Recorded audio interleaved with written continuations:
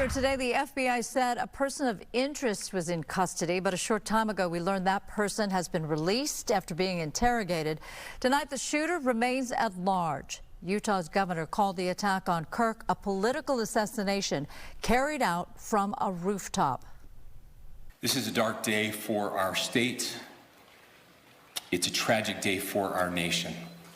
And I want to be very clear that this is a political assassination.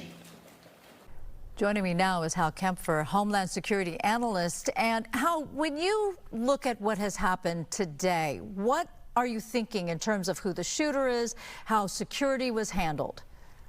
Well, I'm looking at the security first off, Susan, because it looks like it was a little bit light for what they had. They may have done an inadequate threat assessment in terms of who was going after them. And in this case, it was somebody who had done a lot of planning, a lot of preparation, certainly had a high-powered weapon, so it wasn't something where someone just walked up and pulled out a pistol and tried to do something. So there was a lot of deliberation in what happened there, very premeditated. And then the other thing I would look at is not just the physical evidence, but I'd be looking very carefully at online. Usually before these would-be assassins or terrorists or whatever are acting out in the real world, they're usually venting like crazy in the virtual world. And we will find things on social media and other areas online where we can kind of start to winnow out, at least if not who it is, who they were talking to, and maybe try to narrow it down to figure out who the perpetrator is. Do you think a lone wolf kind of situation, or do you think there was some kind of collaboration? You know, that's always an interesting postulation. We've seen so many of these lone wolves, which is, individuals that come up with their own plot, their own scheme. They're not really connected or planning with anybody else, that we kind of lean towards that every time because we've seen so many lone wolves. That's a big question here. This one, they still don't have the perpetrator.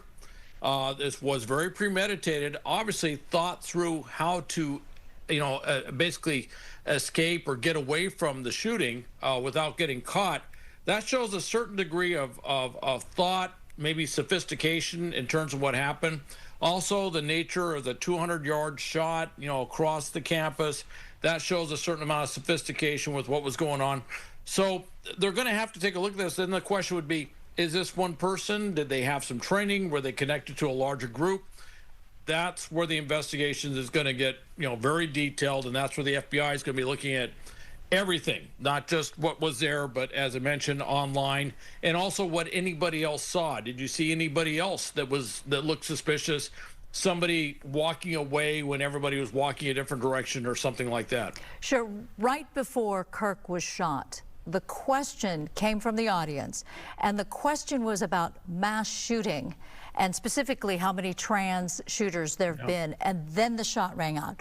So there have been some questions on whether or not that person perhaps could be involved. There was a question in the news conference whether police considered finding that person. Do you think those two things go together? Well, I think they're going to definitely want to interview whoever that was asking those questions. I have to tell you, I've watched the video to include the video that's not being shown that shows when he was actually shot.